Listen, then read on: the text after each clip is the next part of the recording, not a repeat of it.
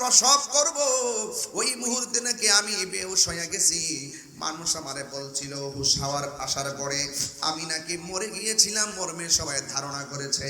ইয়া রাসূলুল্লাহ, এমন ভাবে আমি সন্তানটার তিলে তিলে ধারণ করেছি। ও ইয়া রাসূলুল্লাহ, নবী গো, ও মায়ার নবী, দয়ার নবী, আমি তখন সন্তানটাকে আমি তিলে তিলে লালন পালন করে দুগ্ধ পান করাইছি। এমন ভাবে দুগ্ধ পান করাইয়া আমি তারে কত কষ্ট করেছি, এমন এমন মনের ভিতরে আমি ধারণা নিয়েছি, আমার সন্তানের জন্য যদি আমার কিডনি দিতে হয় আমি কিডনি দিয়ে দিব। আল্লাহু আকবার বলেন। এমন চিন্তা চেতনা নিয়ে আমার সন্তানটাকে আমি লালন পালন করেছি। দিন যত যাইতেছে, ছোট থেকে সন্তান বড় হইতেছে, বড় হওয়ার পরে আমি আস্তে আস্তে বয়স হইতেছে, আমি বৃদ্ধ হয়ে যাচ্ছি, কিন্তু আমার সন্তানটাকে আমি কোলে পিঠে মানুষ করেছি। সন্তান এখন বড় হয়েছে, সন্তান যখন প্রতিষ্ঠিত হয়ে গেল, ওই মুহূর্ত থেকে সন্তান আর আমার খবর নেয় না, আমারে দেখতে পারে না। একবার, দুইবার, তিনবার আমার প্রতি এমন কষ্ট দিয়েছে, কষ্টের স্টিমুলার চালাইয়া আমার কষ্টের মাত্রা দেয়ালের সঙ্গে লাগাইয়া দিয়েছে। আমি আর সহ্য করতে পারি নাই। আল্লাহু আকবার বলবেন না? যুবক আমার, ওয়াজ শুধু শুনলে চলবে না, বাড়ির মধ্যে ওয়াজটা নিয়ে যাওয়া লাগবে। আপনারা জবান খুলে বলুন, আমার নবী আপনার নবী, উম্মতের জিম্মাদারি নেওয়ার ক্ষমতা আছে না নাই? আমার নবী আপনার নবী, উম্মত যখন মুসিবতে পড়ে যাবে, আমার নবী আপনার নবী উম্মতকে শাফাআত করে তরায়া নেওয়ার ক্ষমতা আছে না নাই? তুমি জীবন, তুমি মরণ, আধার ঘরে তুমি আপন। আল্লাহর হাবিব অর্ডার করেছেন, যারা নবীকে ভালোবাসে ওরা নবীর অর্ডার কোনোদিন অমান্য করতে পারে না। সব মানুষ তাকিয়ে আছে।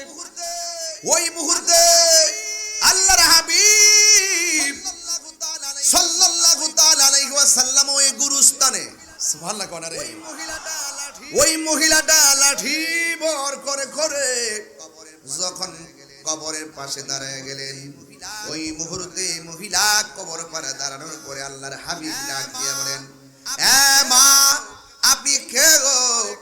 এই কবরের পারে কেন আপনি দাঁড়াইছেন? মহিলা ডাক দিয়া বলে, ইয়া রাসূলুল্লাহ, আপনি অর্ডার করেছেন তাই আমি কবরের পাড়ে এসেছি। ইয়া রাসূলুল্লাহ, ইয়া হাবিবাল্লাহ, নবী গো, আমি এই কবরের পাড়ে দাঁড়াইছি, এই কবরের ভিতরে আমার একজন আপন আছে। ডাক দিয়ে বলে, কে? মহিলাটা ডাক দিয়ে বলে, ইয়া রাসূলুল্লাহ, এই কবরের পাড়ে, কবরের ভিতরে আমার একটা সন্তান আছে, এই সন্তানটা আমার আগেই মারা গেছে, এই কবরের ভিতরে দাফন করা হয়েছে। বন্ধুরে আমার, ও রাজাপুরার বন্ধুরা, আল্লাহর হাবিব ডাক দিয়া বলে, মা গো, মা, আপনি যেখানে দাঁড়ায় আছেন আপনি জানেননি কবরের ভিতরে আপনার সন্তানটা কেমন আছে? ইয়া রাসূলুল্লাহ, আল্লাহ এবং রাসূল ভালো জানে। ইয়া রাসূলুল্লাহ, নবী গো, আল্লাহ এবং আপনি নবী ভালো জানেন। এই কথা বলার পর আল্লাহর হাবিব ডাক দিয়ে বলে, মা গো, এই গুরুস্থানে আসার পরে আমি দেখলাম সব কবরের মানুষগুলার পড়ে নিচে আমার আল্লাহ জান্নাতের গালিচা বিছায় রাখছে, একমাত্র আপনার সন্তানের বডির নিচে জাহান্নামের বিছানা বিছায় রাখছে। এই সন্তানটা কবরে বড় কঠিন বাসা করে কাঁদতেছে।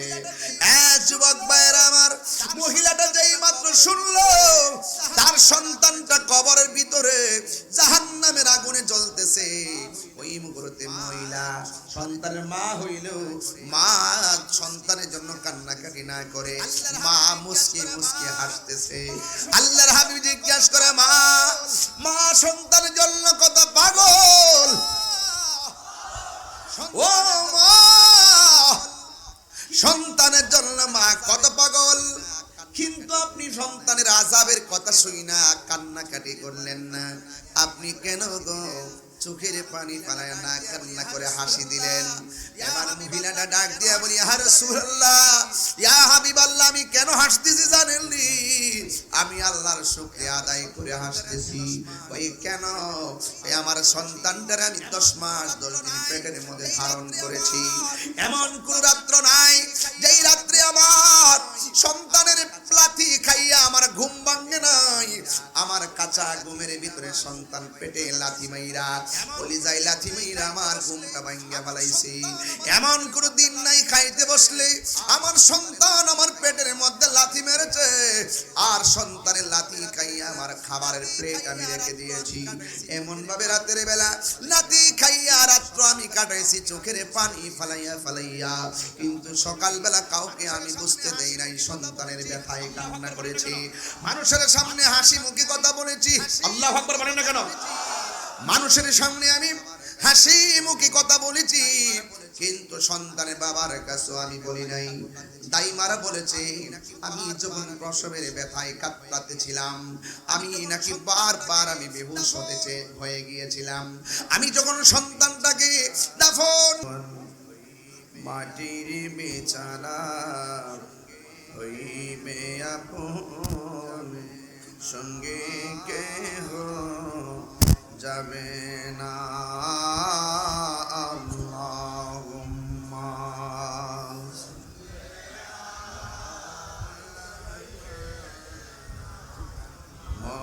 মাওলানা মুহাম্মদ ওয়া আলা আলি সাইয়্যিদিনা রাসূলুল্লাহ সালাতুন ইয়া রাসূলুল্লাহ আলাইকুম সালামুন ইয়া হাবিবাল্লাহ আলাইকুম সালাতুন ইয়া আলাইকুম সালামুন ইয়া হাবিবাল্লাহ। জলওয়াগার হো জলওয়ায়ে নূরে খুদা, জলওয়াগার হো নূর মুহাম্মদ মুস্তাফা। মারহাবা ইয়া মারহাবা ইয়া মারহাবা, রহমাতান লিল আলামিন। মারহাবা বালাগাল উলা বিকামালিহি কাশাফাদ দুজা বিজামালিহি। বালাগাল উলা বিকামালিহি বালাগাল উলা কাশাফাদ দুজা বিজামালিহি। হাসনাতি জামিউ খিসালিহি সাল্লু আলাইহি ওয়া আলিহি। আল্লাহুম্মা সাল্লি ওয়া সাল্লিম ওয়া বারিক আলাইহি। রাজাপুরা ইসলামিয়া এতিমখানা উপস্থিত রাজাপুরা ইসলামিয়া এতিমখানার রাজাপুরা দরবার শরীফ কর্তৃক আয়োজিত আজিমুসান সুন্নিমা সম্মেলনের সম্মানিত সাজ্জাদানশীন, সম্মানিত সদারত যিনি করছেন, রাহনুমায়ে শরীয়ত তরিকত হাদি দ্বীন মিল্লাত বদরুল ফুকাহা আল্লামা আলহাজ নদীমুর রশিদ রাজাপুরি আল কাদরি সাহেব মুতাজিল্লাহুল আলী রাজাপুরা দরবার শরীফ ইমামিয়া এতিমখানার উদ্যোগে আয়োজিত রাস্তাঘাট এই বিশাল সমাবেশে হাজার হাজার মানুষ, রাস্তাঘাট ব্লক হয়ে আছে। অনেক মানুষ আপনারা আজকে আলোচনা শোনার জন্য মাগরিবের পর থেকে অধীর আগ্রহে বসে আছেন। শুকরিয়া দান সকলে পড়ুন আলহামদুলিল্লাহ। লাখ কোটি দরুদ ও সালাম ওই নবীর নূরানি কদম মুবারকে যিনি হায়াতুন নবী, নূর নবী, গাইবের খবর দেনেওয়ালা হুজুর নূর সাল্লাল্লাহু আলাইহি ওয়াসাল্লামের উম্মত হিসাবে আল্লাহ পাক আমাদের সকলকে কবুল করেছেন। এই জন্য শুকরিয়া দান আবারও করি আলহামদুলিল্লাহ। প্রতি বছর অনুষ্ঠিত হয় অনেক এই মাহফিল, এই মাহফিলে আসেন, প্রতি বছর অনুষ্ঠিত হয় অনেক মাহের আলেম এই মাহফিলে আসেন। আমি গুনাহগার, এই মাহফিলে একটি ভালোবাসা, একটি আন্তরিকতা হৃদয় স্থাপন করে রাজাপুরা দরবার শরীফের প্রতি আমার হৃদ্যতা আন্তরিকতাই বারবার আপনাদের এলাকায় আল্লাহ আমাকে কবুল করেন। আমিও সেই সালামতে আসছি। সবাই জবানটা খুলে কোন আলহামদুলিল্লাহ। একদম নীরব থাকা লাগবে। আরেকটু ফ্যান্টে দিই, মাইকের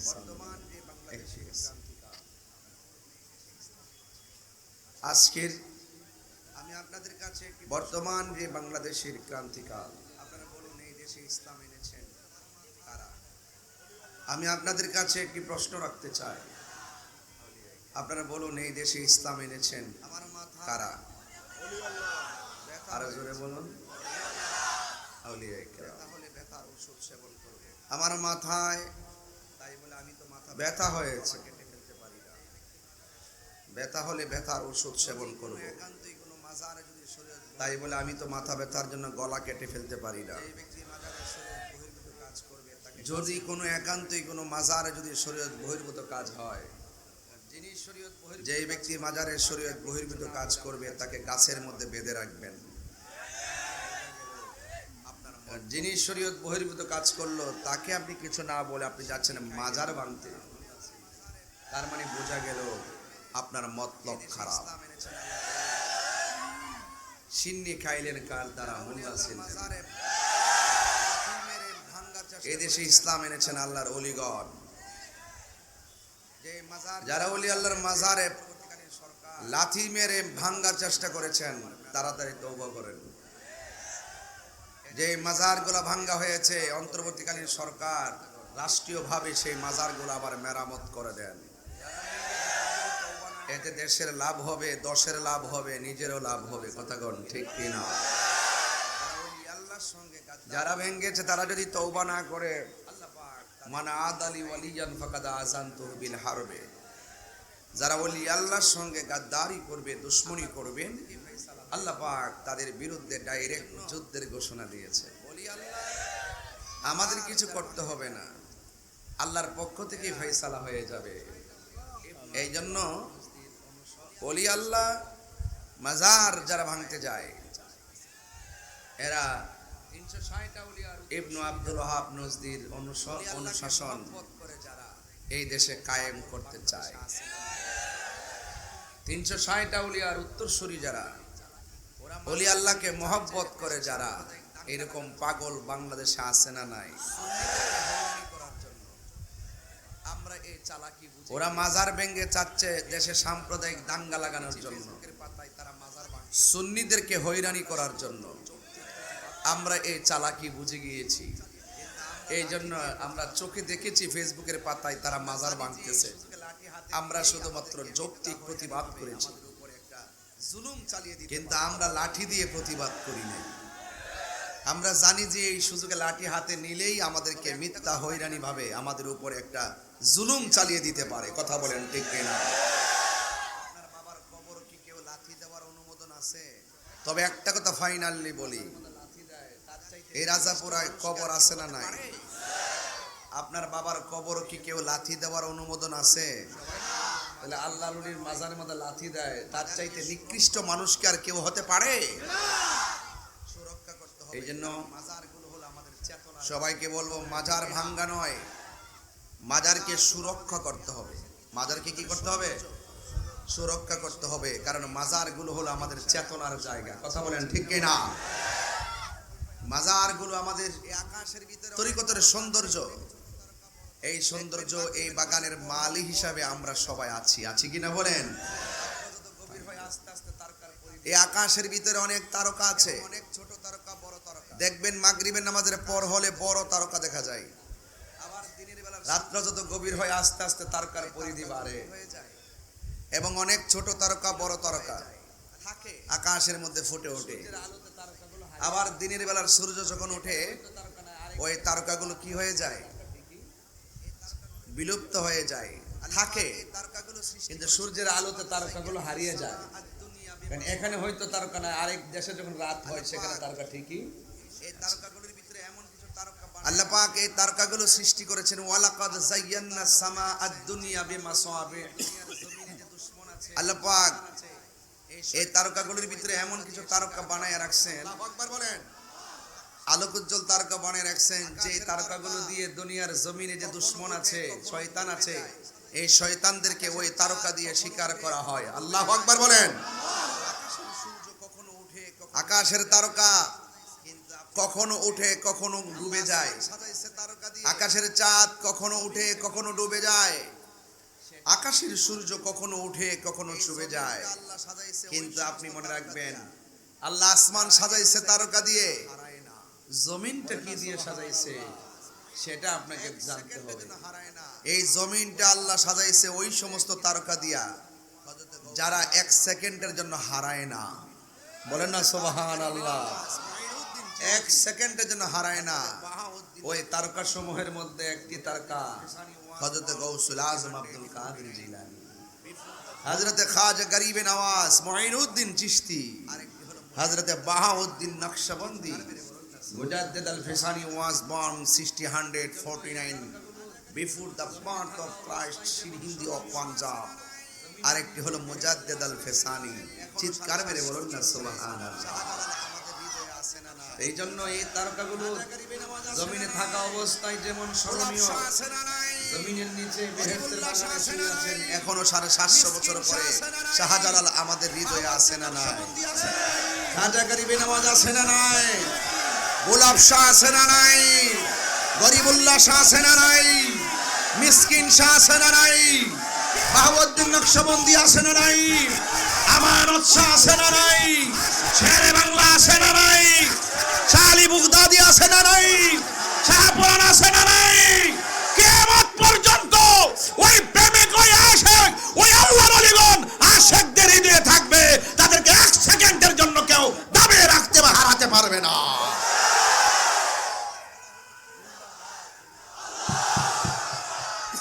আমার কথায় কেউ কষ্ট নেবেন না। আল্লাহুল মাওলা ফালাহুল কুল। যেই ব্যক্তি আল্লাহর হয়ে আমার কথায় কেউ কষ্ট নেবেন না। মাল্লাহুল মাওলা ফালাহুল কুল।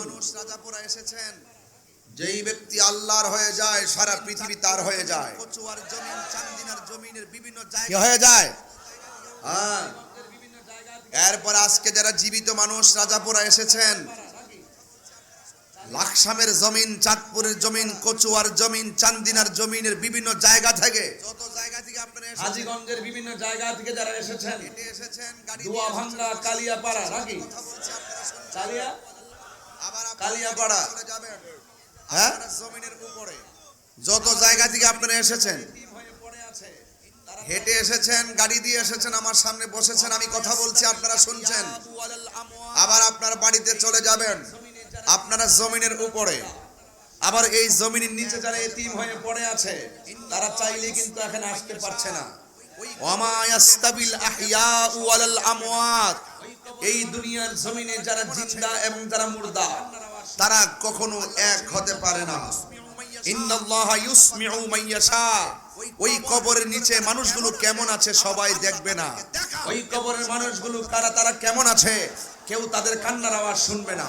আল্লাহ বলছেন ইন্নাল্লাহা ইউসমিউ মান ইয়াশা। আল্লাহ পাক যাকে ইচ্ছা করে ওই কবরের ভিতরে তারা কেমন আছে আমার আল্লাহ তাদেরকে দেখা এবং শোনার ক্ষমতা দান করে। তারা বড় করে বলেন না সুবহানাল্লাহ, বলেন। খুব মনোযোগ দিতে হবে। ওই চোখ আপনাকে হাসিল করতে হবে, ওই নজর আপনাকে হাসিল করতে হবে, ওই কান আপনাকে সাধন করতে হবে, ওই জবান আপনাকে লালন করতে হবে, ওই হৃদয় আপনাকে ধারণ করতে হবে। এই জন্য যুবক ভাইয়ের আমার, এমন জীবন তুমি করিবে গঠন, মরণে হাসিবে তুমি কাঁদিবে ভুবন। এই জন্যই যারা নিচে আছে, কেমন আছে আমি জানি না, তাই তো আল্লাহর হাবিব রাস্তা দিয়ে যাচ্ছেন, গুরুস্থানের ভিতরে ঢুকেছেন, ঢুকেই দেখতেছেন সুন্দর নতুন গুরুস্থান, মনে হয় কয়েকশো লাশ দাফন করা হয়েছে। রাসূল প্রথম কবরের পাশে গেলেন, মুচকি হাসি দিলেন। একটু বড় করে বলতে হবে সুবহানাল্লাহ বলেন। দ্বিতীয় কবরের পাশে গেলেন, আল্লাহর হাবিব মুচকি হাসি দিলেন। যাইতে যাইতে যাইতে যাইতে শতকরা 99% কবরের পাশে গিয়ে আল্লাহর হাবিব মুচকি হাসি দিলেন। সাহাবায়ে কেরাম বললেন, ইয়া রাসূলুল্লাহ, আপনি সব কবর দেখে দেখে মুচকি হাসি দিলেন কেন? ওই তো কোরআনের আয়াত মনে হয়ে যায়, ইন্নাল্লাহা ইউসমিউ মান ইয়াশা। আল্লাহ রাব্বুল আলামিন বলেছেন, আমি যাকে পছন্দ করি, আমি যাকে ক্ষমতা দেই, সে কবর নিচে তারা কেমন আছে জানেন, দেখেন। এই জন্য রাসূল বলতেন, সাহাবীরা রে, আজকে গুরুস্থানে আইসা বেশ ভালো লাগতেছে।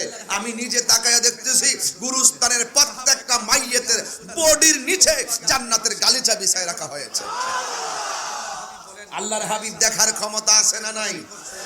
ইন দি মিন টাইমে একটু সামনে যাওয়ার পর আল্লাহর হাবিব চোখের পানি ফেলে কান্না শুরু করলেন।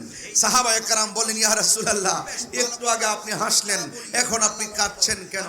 আল্লাহর হাবিব বলেন, এই সাহাবীরা, আমাকে প্রশ্ন করছো, আমি নবী যাহা দেখি তোমরা তা দেখো না, আমি নবী যাহা শুনি তোমরা তা শুনো না, এই জন্য আমাকে প্রশ্ন করেছো। বেশ ভালো কথা, আমি যা বলি তা লালন করো, আমি যা বলি বাস্তবায়ন করো। তাড়াতাড়ি বাজারে যাও, বাজারে গিয়ে এলান করে দাও, এই গুরুস্থানে কয়জন মানুষ কয়জনকে দাফন করেছে, তার আত্মীয় স্বজন। সন্তান দাফন করলে মা বাপ আসবে, ভাই ভাইকে দাফন করলে ভাই আসবে, ভাই এই যারা যারা আত্মীয় স্বজন এই গুরুস্থানে দাফন করেছে, তারা যেন প্রত্যেকের কবরের পাশে এসে দাঁড়ায়। তখন সাহাবায়ে কেরাম এলান করে দিলেন একটি বিশেষ বিজ্ঞপ্তি। সরকারে কায়নাত নূরে মুজাসসাম হায়াতুন নবী এলান করেছেন, আগামীকাল আপনারা যারা এই গুরুস্থানের ভিতরে লাশ দাফন করেছেন, আপনারা সবাই যার যার আপনজনদের কবরের পাড়ে দাঁড়াবেন। সবাই লাইন ধরে ধরে আপনজনদের কবরের পাশে দাঁড়াইছে। সকল মানুষ অপেক্ষা করতেছে ওই কবরের দিকে, যেই কবরে আল্লাহর হাবিব চোখের পানি ফেলে কান্না করেছেন। ওই কবরের পাড়ে গিয়ে আল্লাহর হাবিব চোখের পানি ফেলে কান্না করেছেন। কিন্তু কেন কেঁদেছেন আল্লাহর হাবিব সেটা বলেননি। আল্লাহর হাবিব তা বলেননি, কিন্তু সাহাবায়ে কেরাম একদম অপলক দৃষ্টিতে সেখানে তাকিয়ে রয়েছে ওই কবরের পাশে কে আসে। কিন্তু সাহাবায়ে কেরাম দেখতেছেন যেই কবরের পাশে দাঁড়িয়ে রাসূল কান্না করেছেন, ওই কবরের পাশে লাঠি বর করে করে একটা বুড়া মহিলা এসে দাঁড়িয়ে গেছে। আর বড় করে বলবেন না আল্লাহু আকবার। গভীর মনোযোগ, একদম গভীর মনোযোগ। ডান বাম টক করা যাবে না। আল্লাহর হাবিব দুনিয়াবি কোন ধরনের চিন্তা চেতনা মাথার মধ্যে ধারণ করা যাবে না। আল্লাহর হাবিব বলেছেন, সাহাবায়ে কেরাম, তোমরা যাও বাজারের মধ্যে গিয়ে ঘোষণা করে দাও, আপনজনরা সবাই যেন কবরের মধ্যে আসে। আল্লাহর হাবিব অর্ডার করেছেন, যারা নবীকে ভালোবাসে ওরা নবীর অর্ডার কোনদিন অমান্য করতে পারে না। সব মানুষ তাকিয়ে আছে। ওই মুহূর্তে আল্লাহর হাবিব সাল্লাল্লাহু তাআলা আলাইহি ওয়াসাল্লাম ওই গুরুস্থানে, সুবহানাল্লাহ কোনারে, ওই মহিলাটা লাঠি বর করে করে যখন কবরের পাশে দাঁড়ায় গেলেন, ওই মুহূর্তে মহিলা কবর পারে দাঁড়ানোর পরে আল্লাহর হাবিব ডাক দিয়ে বলেন, হ্যাঁ মা, আপনি কে গো? এই কবরের পারে কেন আপনি দাঁড়াইছেন? মহিলা ডাক দিয়ে বলে, ইয়া রাসূলুল্লাহ, আপনি অর্ডার করেছেন তাই আমি কবরের পারে এসেছি। ইয়া রাসূলুল্লাহ, ইয়া হাবিবাল্লাহ, নবী গো, আমি এই কবরের পারে দাঁড়াইছি, এই কবরের ভিতরে আমার একজন আপন আছে। ডাক দিয়ে বলে, কে? মহিলাটা ডাক দিয়ে বলে, ইয়া রাসূলুল্লাহ, এই কবরের পারে, কবরের ভিতরে আমার একটা সন্তান আছে। এই সন্তানটা আমার আগেই মারা গেছে, এই কবরের ভিতরে দাফন করা হয়েছে। বন্ধুরে আমার, ও রাজাপুরার বন্ধুরা, আল্লাহর হাবিব ডাক দিয়া বলে, মা গো, ও মা, আপনি যেখানে দাঁড়ায় আছেন, আপনি জানেন কবরের ভিতরে আপনার সন্তানটা কেমন আছে? ইয়া রাসূলুল্লাহ, আল্লাহ এবং রাসূল ভালো জানে। ইয়া রাসূলুল্লাহ, নবী গো, আল্লাহ এবং আপনি নবী ভালো জানেন। এই কথা বলার পর আল্লাহর হাবিব ডাক দিয়ে বলে, মা গো, এই গুরুস্থানে আসার পরে আমি দেখলাম সব কবরের মানুষগুলার পড়ে নিচে আমার আল্লাহ জান্নাতের গালিচা বিছায় রাখছি, একমাত্র আপনার সন্তানের বডির নিচে জাহান্নামের বিছানা বিছায় রাখছি। এই সন্তানটা কবরে বড় কঠিন বাসা করে কাঁদতেছে। যুবক ভাইয়েরা আমার, মহিলাটা যেই মাত্র শুনলো তার সন্তানটা কবরের ভিতরে জাহান্নামের আগুনে জ্বলতেছে, ওই মুহূর্তে মহিলা সন্তানের মা হইল, মা সন্তানের জন্য কান্নাকাটি না করে মা মুস্কি মুস্কি হাসতেছে। আল্লাহর হাবিব জিজ্ঞাসা করে, মা, মা সন্তানের জন্য কত পাগল? ও মা, সন্তানের জন্য মা কত পাগল, কিন্তু আপনি সন্তানের আযাবের কথা শুই না কান্নাকাটি করলেন না, আপনি কেন গো চোখের পানি ফালায় না কান্না করে হাসি দিলেন? এবার মহিলাটা ডাক দিয়া বলি, ইয়া রাসূলুল্লাহ, ইয়া হাবিবাল্লাহ, আমি কেন হাসতেছি জানেননি? আমি আল্লাহর শুকরিয়া আদায় করে হাসতেছি। ভাই কেন? এই আমার সন্তানটারে আমি 10 মাস 10 দিন পেটের মধ্যে ধারণ করেছি, এমন কোন রাত্র নাই যেই রাত্রে আমার সন্তানের লাথি খাইয়া আমার ঘুম ভাঙে নাই। আমার কাঁচা ঘুমের ভিতরে সন্তান পেটে লাথি মাইরা, কলিজায় লাথি মাইরা আমার ঘুমটা ভাঙ্গা ফেলাইছে। এমন কোনো দিন নাই খাইতে বসলে আমার সন্তান আমার পেটের মধ্যে লাথি মেরেছে, আর সন্তানের লাথি খাইয়া আমার খাবারের প্লেট আমি রেখে দিয়েছি। এমন ভাবে রাতের বেলা লাথি খাইয়া রাত্র আমি কাটাইছি চোখের পানি ফালাইয়া ফালাইয়া, কিন্তু সকালবেলা কাউকে আমি বুঝতে দেই নাই সন্তানের ব্যথায় কান্না করেছি। মানুষের সামনে হাসি মুখে কথা বলেছি, আল্লাহু আকবার বলেন না কেন? মানুষের সামনে আমি হাসি মুখে কথা বলেছি, কিন্তু সন্তানের বাবার কাছেও আমি বলি নাই। দাইমারা বলেছে, আমি যখন প্রসবের ব্যথায় কাতরাতেছিলাম, আমি নাকি বারবার আমি বেহুশ হয়ে গিয়েছিলাম। আমি যখন সন্তানটাকে দাফন, তুমি জীবন তুমি মরণ, আধার ঘরে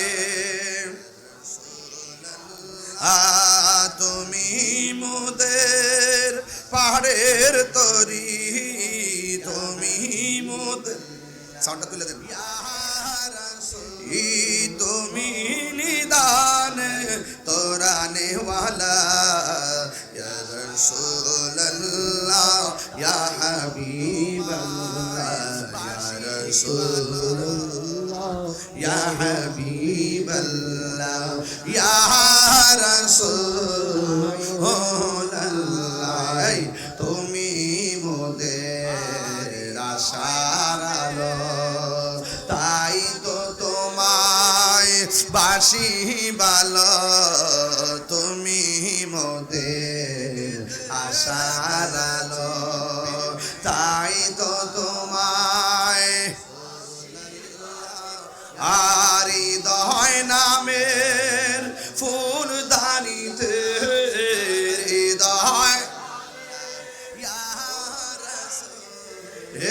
গেতে রেখেছি প্রেমের মালা, ইয়া রাসূলুল্লাহ, ইয়া হাবিবাল্লাহ, ইয়া রাসূলুল্লাহ, ইয়া হাবিবাল্লাহ, ইয়া রাসূলুল্লাহ।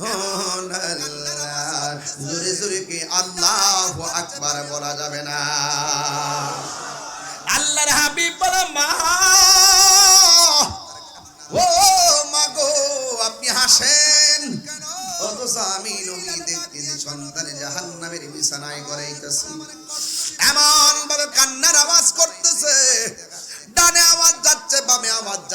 মাসিক থেকে মাগরিব সীমান্ত থেকে জুনুব, মানুষ এবং জিন ছাড়া সব প্রাণীগুলো তার কান্নার আওয়াজে অস্থির হয়ে গেছে। আপনি হাসলেন কেন? মহিলাটা ডাক দিয়া কই, নবী গো, আমার পোলা মানে কষ্ট দিতে দিতে এমন জ্বালান জ্বালাইছে, হাসতে হাসতে কষ্ট দেয়, অবহেলা করতে করতে আমার কষ্টের মাত্রা দেয়ালের সঙ্গে পিঠ ঠেকাই দিছে। আমি আর সহ্য করতে পারি নাই। আমি দুইটা হাত আল্লাহর কাছে বাড়ায় বলছি, আল্লাহ, এই সন্তানের কষ্ট আমি আর সহ্য করতে পারি না। ও আল্লাহ, তুমি সন্তানটারে তুমি আমার সন্তানটাকে শাস্তি দিও। এই জন্য আমি হাসতেছি, জানেননি? আল্লাহর কাছে আমি হাত বাড়াইছি, সন্তান কষ্ট পাইতেছে, আমার কোনো আপত্তি নাই।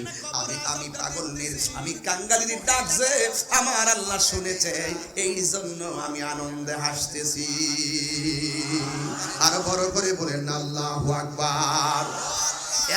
যুবক ভাইয়ের আমার, এবার নবী আমার কি বলে?